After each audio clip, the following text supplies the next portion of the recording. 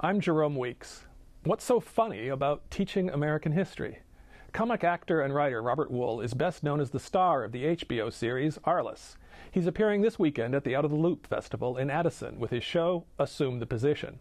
In 2006, Wuhl created and starred in it as an HBO special, an irreverent treatment of popular myths and myth-making in American history.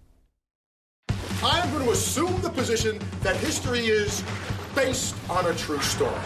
Our chief executives. For a country that's been built upon diversity, not a lot of it up there, is there? Warren G. Harding, he lost the White House china in a poker game. In 1852, Franklin Pierce gets drunk, gets on a horse, and drives over a woman, becoming the first president with a DUI. I'm an optimist. I'm a positive person. I always look at the bong as half full. In the dining room of the Titanic, they actually served iceberg lettuce. Oh, but wait, there's more! Professor Wuhl, welcome to Think. No, thank you, Jerome. What triggered the interest in debunking figures of American history? It wasn't a question of debunking. I had finished the Arliss show on HBO, and they asked me what I wanted to do next, and I had an idea that there was a way to teach history, or not teach, teaching's not the right word, I'm not teaching anything, to tell history in a different way, to make it more entertaining, and the key was to bring it to today. How can we make the analogy to today? And then I started working around and workshopping it around classrooms in Los Angeles, and I would give the kids pizza, free pizza if they'd hang around to hear what I was just saying. And then from that we kind of like just threw stuff out, and then a monologue started to happen, and we put together, and teachers would turn over classrooms to me, and I'd be able to have all these graphics behind me and start putting together all this this monologue and all these factual things, finding a through line for it, and that's how that show happened. So from the very beginning, you thought of it as a lecture in a classroom, as a presentation? Yeah, okay. That's for HBO. It was going to be for an HBO series, yes. Right. You did this in front of film students. You taped the. Well, it wasn't film students. I have this one of the shows I did before one was at NYU. Just any students could come, and the other one was at the New York School of Podiatry. So any students could come, and those are real students. I mean, not necessarily podiatry students, and not really necessarily film students, but they are real students. Okay. You did, as you said, sort of research in talking. What did you discover? What was the biggest surprise about what students know about history? Well, the biggest surprise to me was when I was workshopping it, and this is not about history, but the knowledge of the students were in direct disproportionment to how expensive the school was. For when we go to USC or UCLA, they didn't know that much about history. When you would go to a junior college or a community college, they knew a lot more. That was the biggest surprise, because a lot of them have been naturalized. And whatever, so they knew much more about history than the rich kids. They had to learn it to yes, get more. Yes. Well, what did you major in college? What did you know about history? Oh, man. I was a drama major, and mostly drama communications. So, to me, it's all storytelling. You know, the great line of Tolstoy, history would be a wonderful thing if only it were true. And he said that because he was a storyteller, and he knows that never let the facts get in the way of a good story. And that the facts don't necessarily prove out but the story is a story. So, and that's what it is. And it all comes down to who is telling that story. What point of view do they have? What's their agenda? You know, when history is written mostly by the winners. And and then you just tell stories. And that's what it is. And then it became now the show I'm doing at Water Tower is partly that, and then it becomes partly where my storytelling comes from. So it becomes my autobiography, talking about how I grew up, my family life, and going to school in Texas at the University of Houston, and moving on and going into show business. And at the same time, I mix and match history and talk about pop culture. In fact, one of the fundamental positions you assume is that history is popular culture. Oh, absolutely. What do you mean by that? Well, the pop culture affects history. I mean, the things that we learn, the topic I use is the two examples I use is, one is the Columbus story about going to Isabella and saying that he was going to do voyage because he wanted to prove the world is round. Now, there's no truth in that whatsoever. That strictly came out of pop culture by a book by Washington Irving. Has no basis in fact. The other one is the story about Paul Revere. Paul Revere rode 19 miles. He didn't warn anybody. There was another guy who rode 350 miles named Israel Bissell.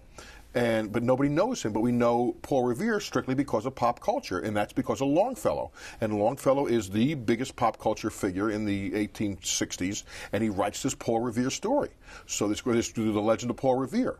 So that becomes this huge pop culture success. And not unlike any of the authors today or any of the musicians today. That's the pop culture format. So when that becomes a success, a lot of it is based upon a theory I have that comes from another pop culture movie called The Man Who Shot Liberty Valance, where a guy says, when the legend becomes fact, print the legend. And I use pop culture, stuff all the time. There's a line that I use from North by Northwest, the old Hitchcock movie, where Cary Grant says, in advertising, there's no such thing as a lie. There's only expedient exaggeration. But we see how advertisers and America just lie. But it's no such thing as a lie. It's expedient exaggeration. Well, outside of talking to students and going on, where do you do your research? Where do you decide? I make everything up. Nothing is true. No. It's pop culture. Yeah. So, I books, the internet, of course. You can't go by Wikipedia. Forget that. That's the first thing they do. It's like they hand you Wikipedia. And Wikipedia, I always joke, is about 93% right about 7% of the time. I mean, you talk about no basis in fact. Wrongopedia is it. I mean, every time I've had a guest on my radio show, if you go through that Wikipedia, you're going to be wrong 90% of the time of all the facts on there. It's bad. It's bad research. You have to double, triple check anything on Wikipedia. Is there a sense that Americans know less and less about their history? Do you get an idea from your students that you have to kind of coach them, you have to kind of lead them, hence your pop culture references? Well, you can't lead too much because you can't debunk something that they don't know. I mean, what's the purpose of that? Oh, here's something you didn't know, and now I'm going to debunk it. What good was that? Talk about pop culture. Okay, when you and I grew up, do you remember the show, Biography? The show Biography. The channel. No, I'm talking about the show Biography. Now it's a biography channel, but it was Biography. It's been on forever. Right. Do you remember a time when they used to have subjects like Copernicus, Galileo, Da Vinci? Do you know what they have on tonight? Charlie Sheen. They'll have Charlie Sheen, Lady Gaga, and maybe Lindsay Lohan. It's all pop culture. It's totally pop culture. So that's all history. When did you ever see a historical figure on a biography channel? Never. I don't think there's been a new biography on anybody on that channel. I would say Reagan would be the oldest biography they've had. So that's that's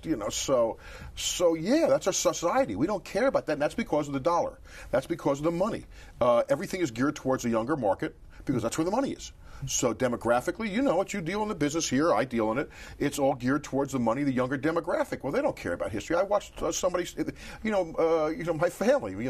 I see it in my family when the kids say, what happened before I was born? Well, hello. A lot of things happen before you were born, but they still count. So that's totally real. That absolutely. Well, I think your show will be a success in Addison, considering what I've seen on the HBO special. Good luck with it. Well, thank you very much. You can see more about Assume the Position and the Out of the Loop Festival at artandseek.org. Chris? Thanks, Jerome. To access our free podcast, you can go to the Think page of KERA's website, kera.org/think. And we'd like to know your thoughts on the show as well. You can email us at think@kera.org. My name is Chris Boyd. Thanks for being with us and have a great week. To learn more, go to kera.org/think. Think is made possible in part by Dell Services.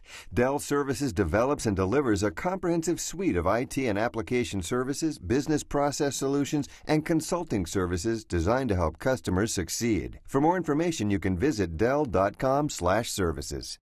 By Southwest Securities, a nationally recognized regional brokerage firm that's been meeting the needs of Southwest investors for more than 30 years. Southwest Securities is a member of the New York Stock Exchange and SIPC. By the Executive Education Center at the University of Texas at Dallas, providing degree and non-degree programs to help corporate professionals and executives stay ahead. On the web at som.utdallas.edu/executive. And by the valued support of KERA members. Thank you.